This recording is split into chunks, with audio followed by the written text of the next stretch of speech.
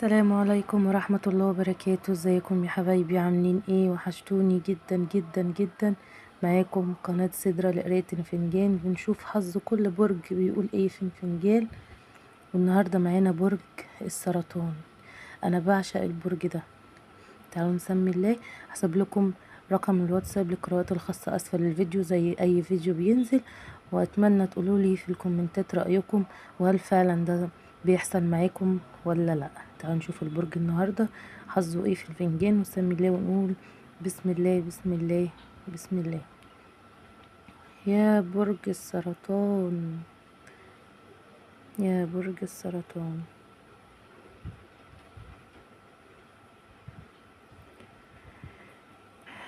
بسم الله ولا حول ولا قوة إلا بالله.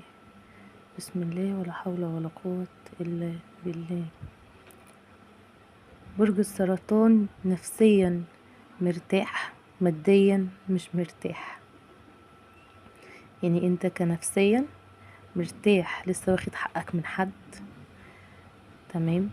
فانت نفسيا مرتاح، بس كماديا مش مرتاح.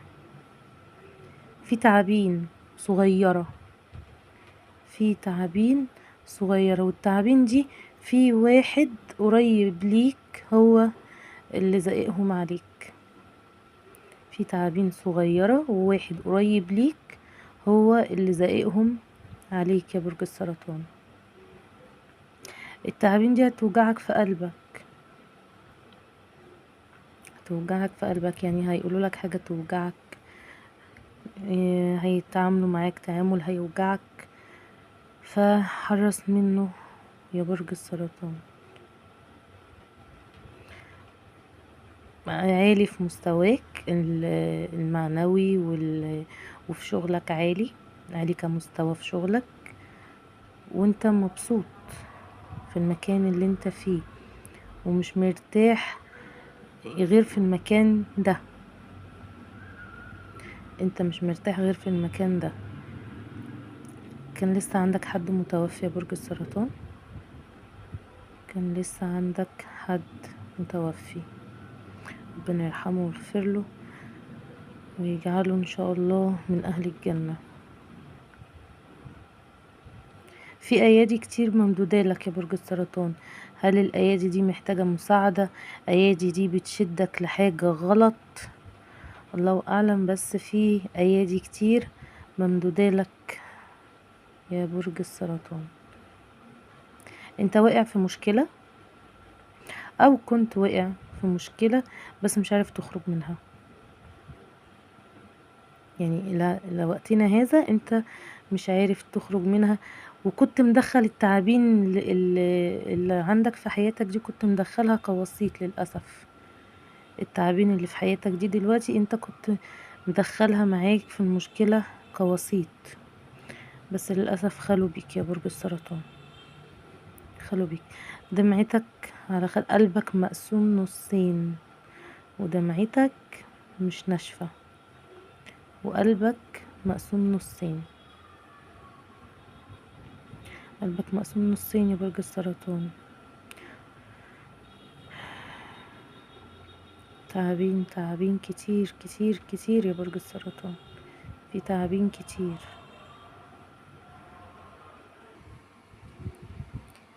في حد عندك يا برج السرطان بدقن ولابس نضارة.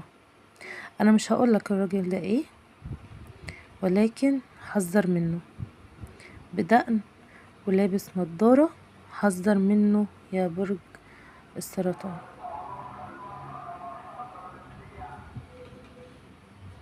حذر منه كتير.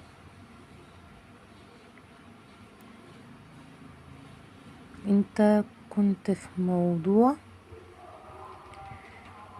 بس انت وصل فيه لحيطة سد، وانا بقولك ارجع عن القرار اللي انت عايز تاخده في الموضوع ده، عشان اخره حيطة سد يا برج السرطان.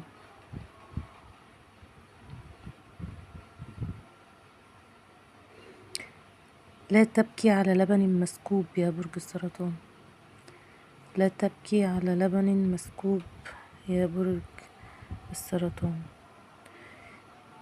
يعني دموعك مش عايزة تنزل بس، هي مالية عينيك. حاولت انزلها مش راضية تنزل، بس هي مالية عينيك.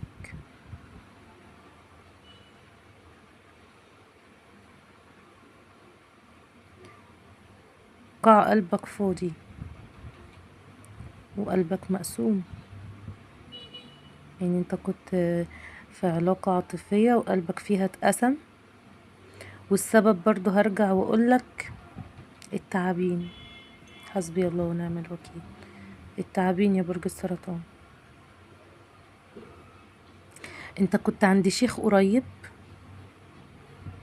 يا برج السرطان، او انتي كنت عند شيخ قريب، والشيخ ده مش كويس. الشيخ ده مش كويس. تراجع او تراجعي عن اللي انتي بتعمليه، لان الشيخ ده هيبهدلك الدنيا، هيبوظ الدنيا نهائي. حد عندك في دايرة معارفك بيتعذب من ألم. في حد عندك من دايرة معارفك بيتعذب من ألم. لا حول ولا قوة إلا بالله، لا حول ولا قوة إلا بالله.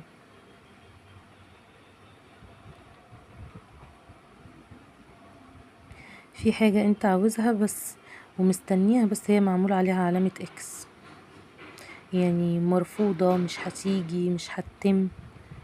هي معمول عليها علامة اكس يا برج السرطان. وزي ما قلنا انت كان في حد انت لسه واخد حقك منه، صح كده؟